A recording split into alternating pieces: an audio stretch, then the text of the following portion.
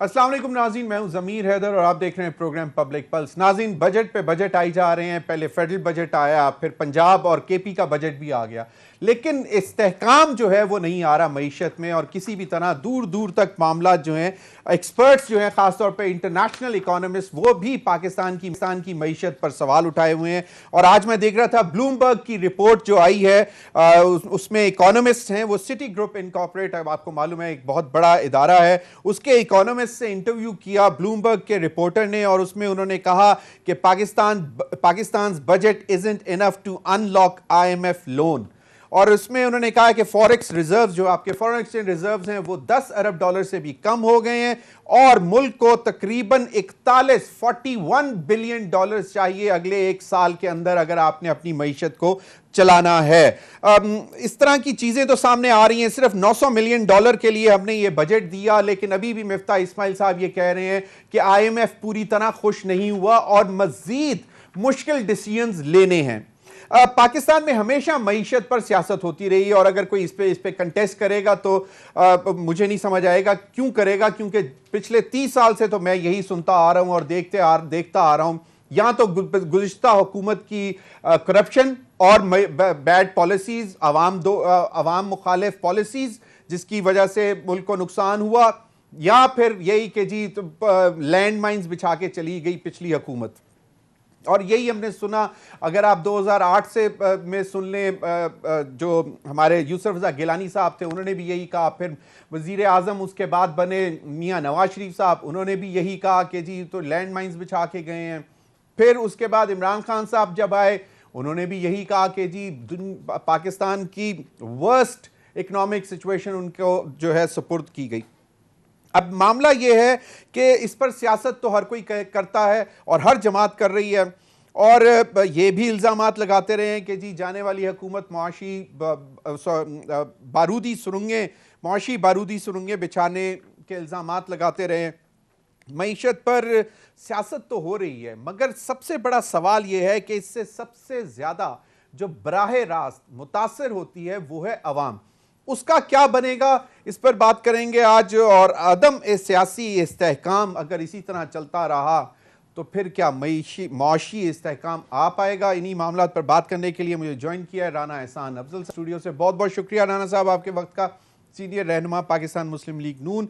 शौकत बसरा साहब मेरे साथ टेलीफोन लाइन पर मौजूद हैं, सीनियर रहनुमा पाकिस्तान तहरीक इंसाफ।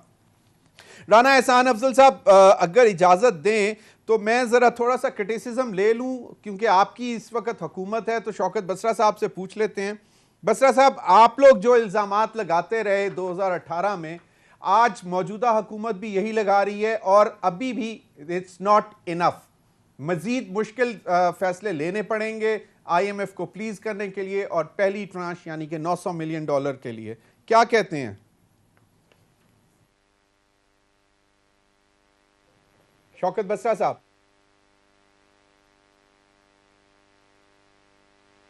शौकत बसरा साहब को आवाज शायद नहीं जा रही। राना एहसान अफजल साहब, मुझे ये बता दें कि अब ब्लेम गेम ही चलता रहेगा, या कुछ आवाम को कुछ कहीं से कोई रिस्पाइट, कोई रिलीफ की उम्मीद दी जा सकती है? देखिए जमीर साहब, आपका इंट्रो बहुत अच्छा था, और बाकी इसी तरह ही है कि पाकिस्तान की जो सूरत हाल है, जब भी हुकूमत चेंज होती है तो वही हर कोई रोना रोता है। मसला क्या है? देखिए, मसला ये है कि जब भी पाकिस्तान 5-6% ग्रोथ रेट पे आता है तो ओवर हीट हो जाती है इकोनॉमी। आपको बैलेंस ऑफ पेमेंट का क्राइसिस आ जाता है, जो कि करंट अकाउंट डेफिसिट जिसको आप कहते हैं। आपके जो खसारे हैं, आपकी आमदन वर्सेस आपकी जो अखराजात हैं हुकूमत के, जिसको फिस्कल डेफिसिट कहते हैं, वो आउट ऑफ कंट्रोल हो जाता है, 8-9% की रेंज में चला जाता है। तो ये सारे वो मामलात हैं जो मीशत की संगीन जो है परेशानी का जो अभी बायस बने हैं। अभी करंटली जो है वो बैलेंस ऑफ पेमेंट एक इशू बना हुआ है। अब उसको अगर हम एक तरीके से स्टडी करें कि वो क्यों बना हुआ है और उसकी क्या वजह है, तो आपको नजर आएगा कि अगस्त 2021 में ये 20 अरब डॉलर आपके पास रिजर्व्स पड़े थे, जो कि एक अच्छा साइज था रिजर्व्स का, और आपकी जो इंपोर्ट हो रही थी उसके 3-4 माह का कवर था। लेकिन हुआ ये कि आईएमएफ का प्रोग्राम, जो कि पिछले 1-1.5 साल से शिकार है डिलेज का, वो पिछली हुकूमत ने भी उसको सीरियसली नहीं लिया, और वो चलते रहे अपने तरीके से। उन्होंने जो बजट दिया 2021-22 का, वो एक एक्सपेंशनरी बजट था, जिसको आपने भी इलेक्शन बजट कहा कि बड़ा ये डेवलपमेंट फोकस बजट है, उस बजट में मराद दिए गए, अमीरों को मराद दिए गए, उस बजट में डेवलपमेंट की गई और उसका नतीजा ये आया कि जो फिस्कल आपने ग्रोथ रेट तो 6% या 5.97% अचीव कर लिया, लेकिन आपका जो फिस्कल डेफिसिट है वो 8.5% पे चला गया। आपका जो करंट अकाउंट डेफिसिट है वो $16 अरब पे चला गया। आपका जो कह लें जो ये सर्कुलर डेट है वो 2500 अरब के ऊपर चला गया। इसी तरह आपका देखिए सबसे बड़ी जो चीज हुई जो पाकिस्तान के में मीशत के साथ मैं समझता हूँ जाती हुई, वो ये हुआ कि टैक्स टू जीडीपी रेशो जो था वो हम 11.25% पे छोड़ के गए थे, जो 8% पे आ गया। अब ये खतरे की घंटी है। जो इंटरनेशनल डोनर्स होते हैं वो कहते हैं इतना लो टैक्स रेशो जो है वो आपके साथ जो इमर्जिंग इकोनॉमीज हैं उनका 16% की रेंज में है, तो आपका बहुत कम है, आप इसको बढ़ाएं। 2% आपने रखा है इस दफा टारगेट टैक्स पेयर्स। देखिए हमने तो उसको 9.25% पे हमने टारगेट किया है कि हम टैक्स टू जीडीपी को लेके जाएंगे, लेकिन आईएमएफ कहता है इससे भी ज्यादा हो, इसको और अपनी इनकम आमदन को बढ़ाएं, बेहतर करें। यानी कि जो हमने मराद दी जो सैलरीड क्लास को जो हमने रिलीफ दिया, उसको मिफ्ता साहब ने भी बताया कि वहां उनके कंसर्न्स हैं, हम उनसे बातचीत में हैं, हम उनको कन्विंस कर रहे हैं कि ये वक्त नहीं है। लेकिन यही जो सिटी बैंक की और ये जो ब्लूमबर्ग की आप बात कर रहे हैं, इन्हीं चीजों के ऊपर जो है वो बातचीत चल रही है कि टैक्स के हुजम को और बढ़ाएं, लेकिन हम उनके साथ बातचीत में भी हैं, उनको समझा भी रहे हैं। देखिए हमने क्या किया, हमने इस बजट के अंदर फिस्कल डेफिसिट को, अगर इजाजत दें तो बसरा साहब का भी कमेंट सुन लें, बसरा साहब का भी कमेंट सुन लें तो फिर उस पर भी रिप्लाई कर दीजिएगा।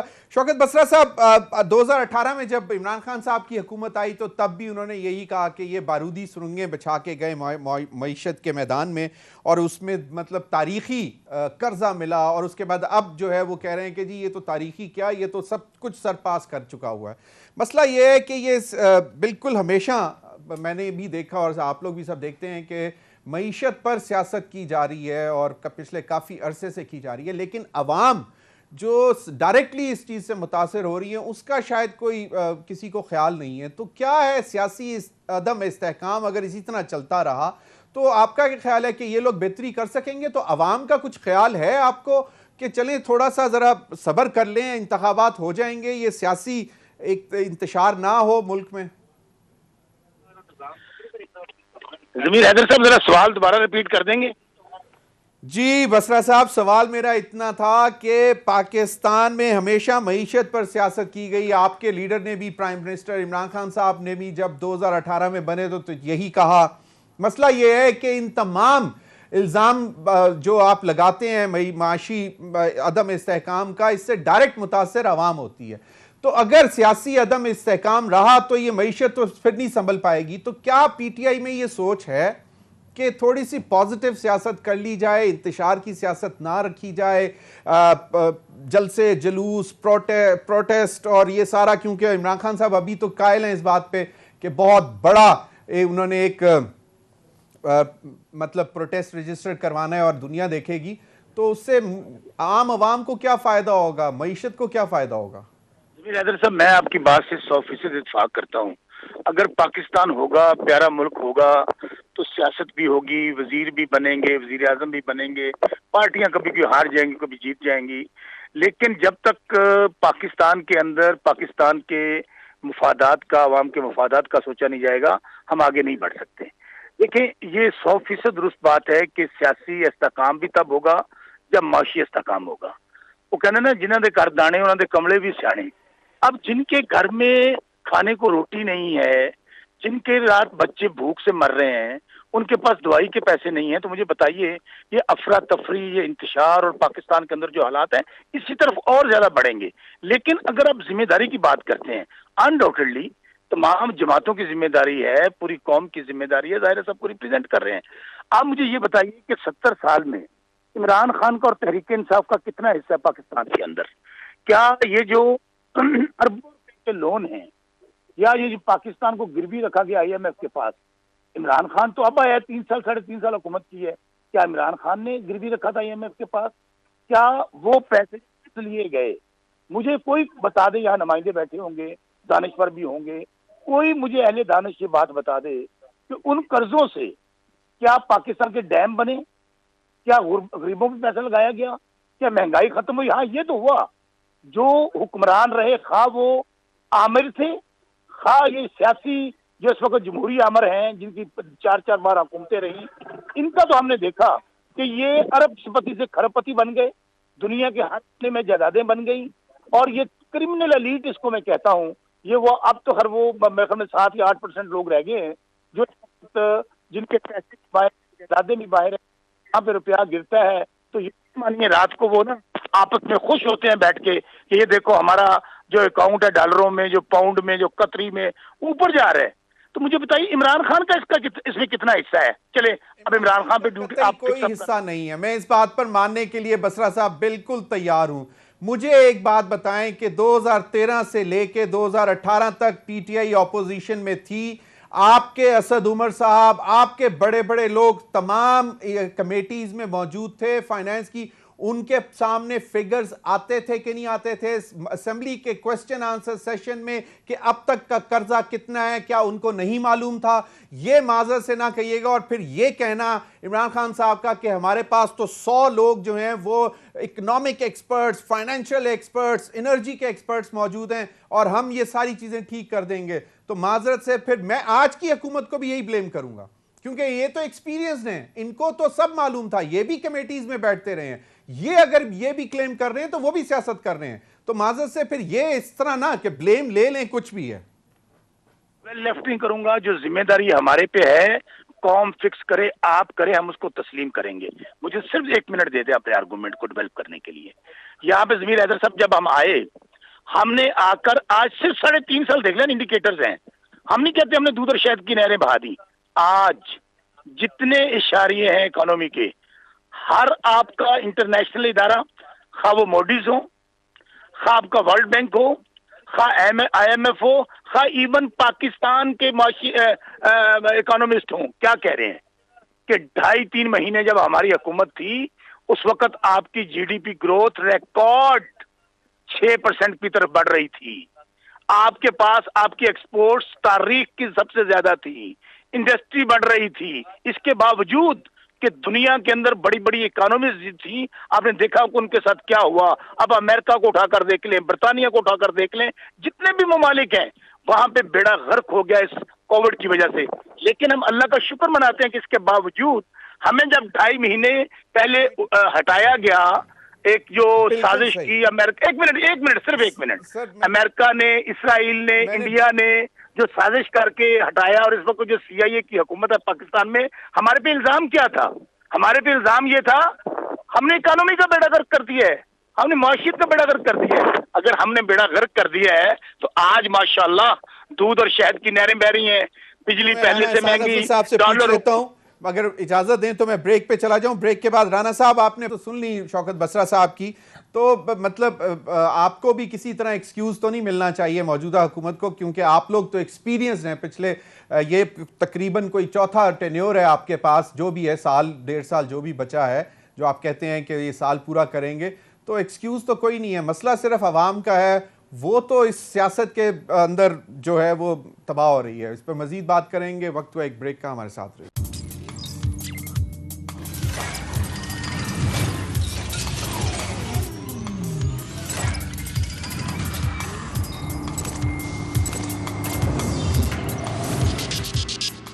वेलकम बैक नाज़रीन। राना एहसान अफजल साहब, आपने बातें सुन ली। अब सवाल यही होता है कि क्या आप लोगों को भी शायद कोई इंडिकेटर नहीं मालूम थे? अगर जीडीपी 6% ग्रो कर रही थी तो आपको पता होना चाहिए था कि ये 6% पे आ रही है, और एक्सपोर्ट्स ग्रो कर रही हैं, सर्विसेज सेक्टर ग्रो कर रहा है, एग्रीकल्चर ग्रो कर रहा था, तो कहां पे मईशत तबाह हो रही थी? महंगाई, जिसका आपने सबसे ज्यादा लॉन्ग मार्च भी की है महंगाई के खिलाफ, वो अब आप देख लें कि इस वक्त 24% पे है, 24% CPI इन्फ्लेशन।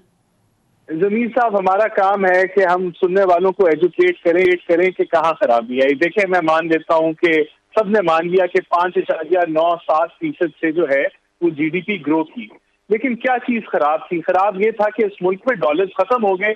इनके पास आज हमारे पास डॉलर्स नहीं है, और उन डॉलर्स को इकट्ठा करने के लिए हम IMF के पास जा रहे हैं। IMF आपको कह रहा है कि जो PMLN ने 11.25% की जो टैक्स टू GDP छोड़ के दी, उसको आप 8% पे ले आए, जो कि सस्टेनेबल नहीं है। इसमें आपके जो खसारे हैं, जो हम 5 सालों में हमने 7,000 अरब का फिस्कल डेफिसिट किया, इनके आखिरी साल में 5,100 अरब का हो गया। ये सस्टेनेबल नहीं है। जो आपने 1100 अरब जो 72 ईयर्स में आपने 1100 अरब का जो सर्कुलर डेट बनाया, यहाँ इन्होंने 3.5 सालों में 4 सालों में उसको 2500 अरब 1.5 गुना से ज्यादा बढ़ा दिया। आपने जो गैस के अंदर जो नहीं होते थे खसारे, वहां भी 1500 अरब के खसारे कर दिए। तो ये है कि जहां आपने तबाही मचाई, और फिर आप एक IMF के चलते प्रोग्राम को आपने साजिशी तौर पे, जानते हुए कि मुल्क में मैक्रो इकोनॉमिक इंस्टेबिलिटी नहीं है, मुल्क को डॉलर्स की रिक्वायरमेंट है, आपने यू टर्न ले लिया फरवरी में जाके, ये तबाही की है आपने। और इस तबाही को आप कहते हैं हम एक्सपीरियंस्ड हैं, तो बिल्कुल हम एक्सपीरियंस्ड हैं। हम इस चीज को अब संभाल रहे हैं, हम वो सख्त फैसले ले रहे हैं। हमने जो 60 रुपए जो बढ़ाए पेट्रोल के अंदर, जो आप सब्सिडी दे रहे थे, 15-16% लोन लेके अपनी जेब से, पहले आप कमाते थे पेट्रोल पे, अब आप पैसे खर्च रहे थे लोन लेके, उसको हमने रिवर्स किया। ये पॉपुलर डिसीजन नहीं है। हमने टैक्स का जो टारगेट, हमने जो फिस्कल डेफिसिट है उसको कम, अंडर 5% का टारगेट किया है। हमने करंट अकाउंट डेफिसिट को 2% ऑफ GDP पे टारगेट किया। अब ये इससे एक मुश्किल दौर है अवाम के ऊपर, एक बोझ है महंगाई का, लेकिन मुल्क को दिवालियेपन से हम बचा लेंगे। मुल्क को जो मैक्रो इकोनॉमिक इंस्टेबिलिटी है उससे हम निकाल लेंगे। सही।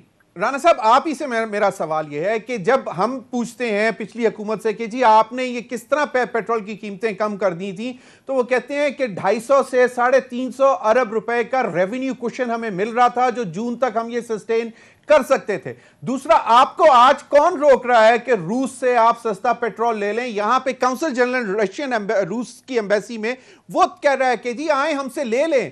आप लोग कहते हैं कि जी पीछे बात भी नहीं हुई, वो कहते हैं कि बात हुई थी, लेटर भी गया हुआ था, फॉलो अप करना था ना आप लोगों ने। देखिए दो चीजें, जो रूस से जो तेल की बात है, हमारी हुकूमत अब बातचीत में है, कोशिश कर रही है। हकायक क्या है रूस से तेल लेने के लिए कि रूस से आपका कोई मुआहदा नहीं है तेल लेने का। अब हम कोशिश कर रहे हैं, हम बातचीत कर रहे हैं, लेकिन आपको पता है कि हम तेल जो लेते हैं सऊदी अरेबिया से, वो भी डेफर्ड पेमेंट पे लेते हैं।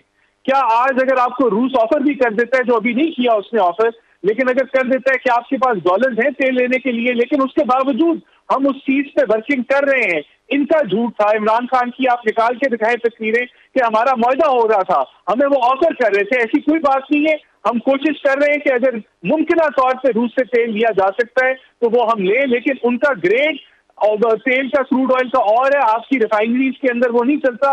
उसको ठीक सीधा करते करते महीने हफ्ते लग जाएंगे, लेकिन हम उन सारे एंगल्स को देख रहे हैं। वो भी पॉसिबिलिटी हम स्टडी जरूर कर रहे हैं।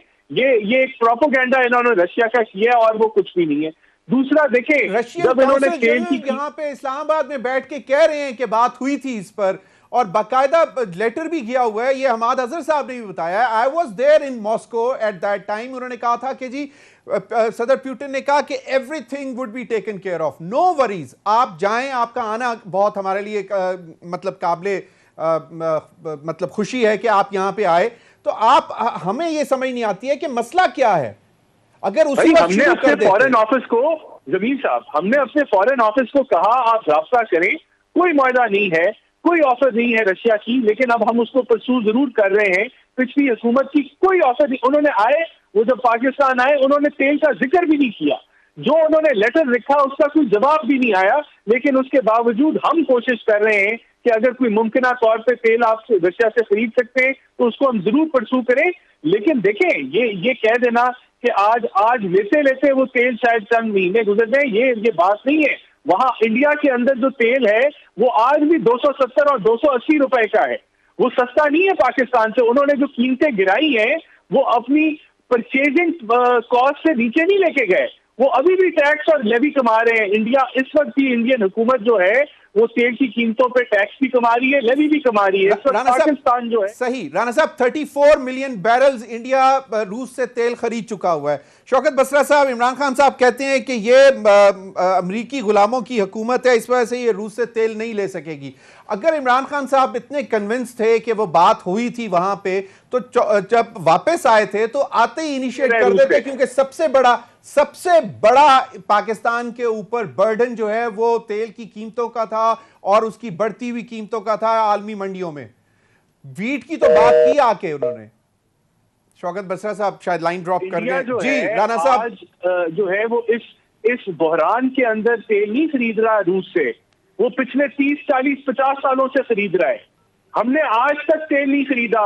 हमने तो मुआहदा किया था 2015 में गैस का, वो तो ये 4 सालों के अंदर वो गैस नहीं ले सके रशिया से। आज आपको वो जो कहते हैं व्हील्स विल स्टार्ट रोलिंग, उसको करते करते टाइम लगेगा। हम इस एंगल पे काम कर रहे हैं। ये प्रोपेगेंडा है पीटीआई का कि उन्होंने तेल का मुआहदा कर लिया था और वो तेल खरीदने लगे थे, ये झूठ है। हम कोशिश जरूर कर रहे हैं कि अगर मुमकिन हो सकता है तो हम उनसे तेल खरीद लें। सही। राणा साहब, अभी मैं जाऊंगा ब्रेक पे, ब्रेक के बाद मैं आपके पास दोबारा आऊंगा और मुख्तसर बात करेंगे। मीशत तो चल रही है लेकिन सियासत में किस तरह थोड़ा सा इस्तेहकाम लाया जा सकता है, ब्रेक के बाद।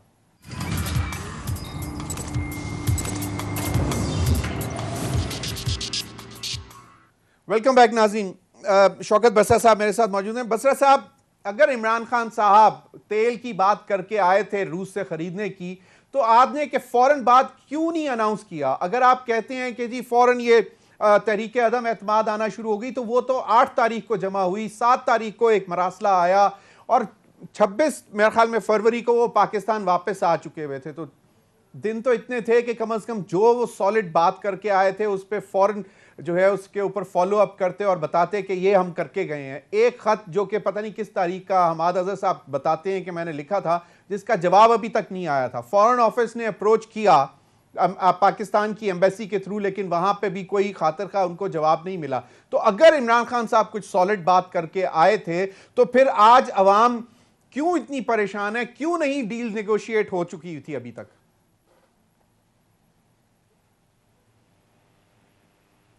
बसरा साहब।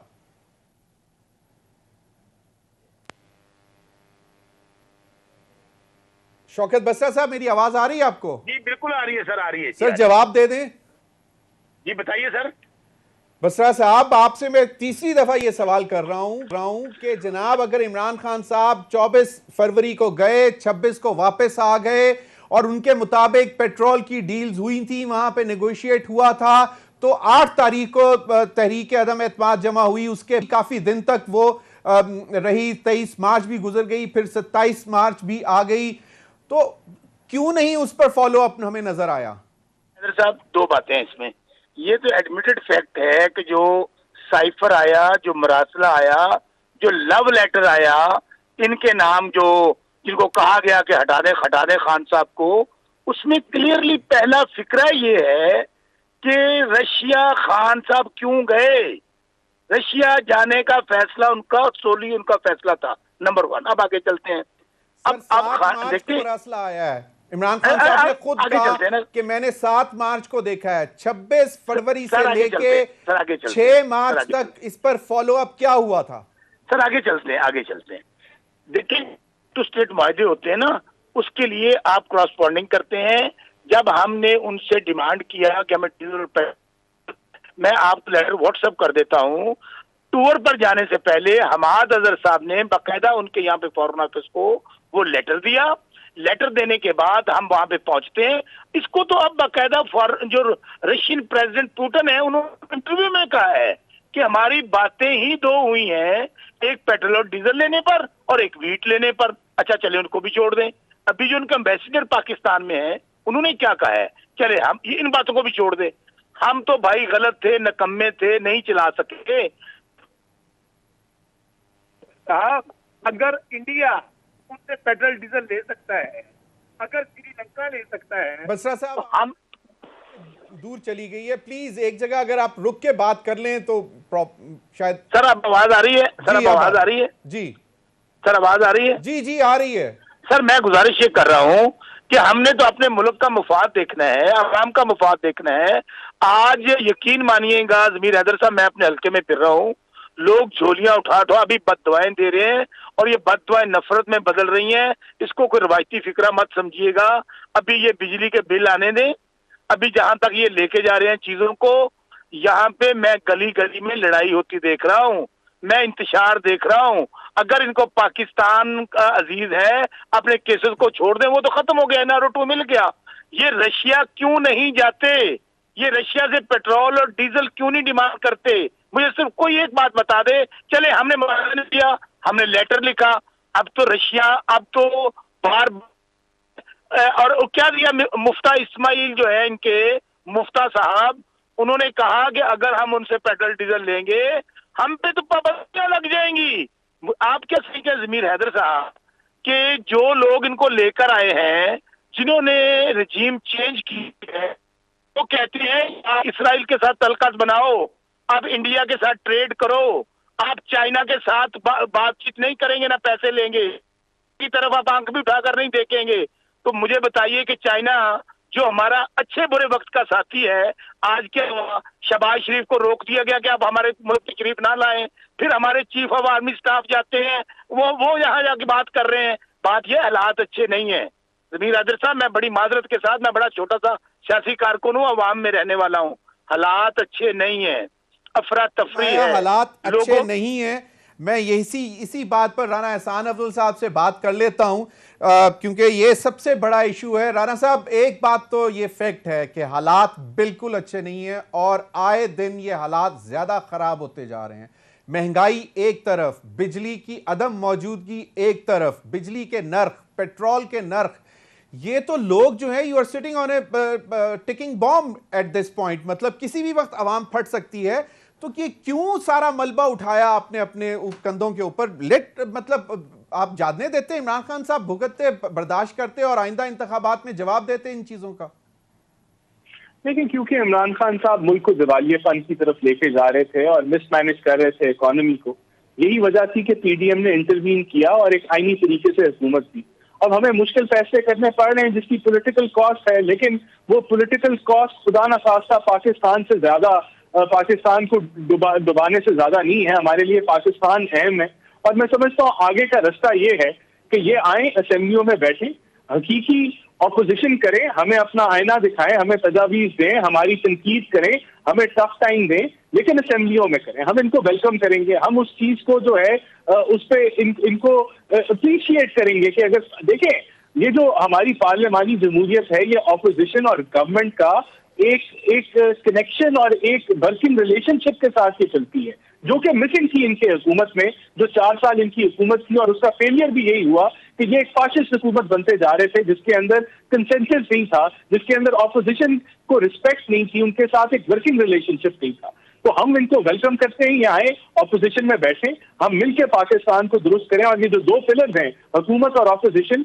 ये जो एक क्या कहते हैं जमहूरी अमल के जो हिस्सा है, जो पहिए हैं, वो मिलके अगर चलेंगे तो इंशाल्लाह ताला ये मुल्क जो है इस बहरान से जरूर निकल आएगा। लेकिन अगर इनका एजेंडा ये है कि इन्होंने इंतशार फैलाना है, तकसीम करनी है, लोगों को उकसाना है, फेक प्रोपोगेंडा करना है और इस मुल्क के अंदर जो है सड़कें ब्लॉक करनी है और धरने करने, तो वो हम उसकी इजाजत नहीं देंगे। लेकिन हम इनके साथ, मैं फिर कहूंगा आपके प्लेटफॉर्म से, open heartedly we welcome them. ये आए, ऑपोजिशन का किरदार असेंबली में अदा करें, हम इनके साथ बातचीत भी करें, इनके साथ कंसेंसस भी करेंगे, हम इनको ज्यादा टाइम देंगे नेशनल असेंबली में जो ये हमारे माइक बंद। राणा साहब, what if they are not ready? अगर आप मतलब ये क्विकली मुझे बता दें तो इफ्तिखार अहमद साहब माशाल्लाह सीनियर जर्नलिस्ट हैं वो और तज्जियाकार हैं, उनसे भी एक फाइनल कमेंट में लेना चाहूंगा। अगर आप मुझे बता दें कि what if PTI doesn't decide to come back to national assembly?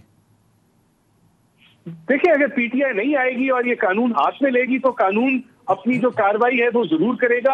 अब अगर ये कानून हाथ में लेते हैं, लेकिन अगर इनका पीसफुल एजेंडा है तो इनको जो है वो सपोर्ट भी किया जाएगा। मैं फिर रेकमेंड करूंगा कि असल हकीकी जो ऑपोजिशन की जो कार्रवाई जहां होनी चाहिए वो नेशनल असेंबली है, वहां आए और अपना रोल अदा करें। सही। इफ्तिखार अहमद साहब, बहुत बहुत शुक्रिया। इफ्तिखार साहब, सवाल बहुत सिंपल है। पाकिस्तान में हमेशा मईशत पर सियासत हो रही है और पिछले कोई 20 साल से तो हम ये देख रहे हैं कि हर जाने वाली पिछली हुकूमत को और जो नई आती है वो बताती है कि जी हमारे सर के ऊपर बम फोड़ रहा, और जो बाहर जाती है वो कहती है जो अब आए हैं ये देख लें, इनकी अहलियत देख लें। ये अवाम का कोई सोच रहा है इन सब में? का इसलिए नहीं सोचा जा सकता कि यहाँ पे जब तक मुकामी हुकूमतें अब नहीं आएंगी ये निज़ाम नाकाम हो चुका है। सारा का सारा आपका ढांचा जो है ये बिखर चुका है, वो सीधा हो चुका है। एक ही उम्मीद और होप हो सकती है कि आप इक़्तिदार अवाम के उन नुमाइंदों को दे दें जो गली में, मोहल्ले में, जो तहसील में, जो डिस्ट्रिक्ट में है। शायद उनका जो इज्तिमाई सोच है वो बहुत सारी बेहतरी पैदा कर दे। मौजूदा सारा सेटअप, खा इसमें फौज है, खा इसमें ये मौजूदा पॉलिटिशियंस हैं, खा इसमें मौजूदा ब्यूरोक्रेट हैं, ये नाकाम हो गया।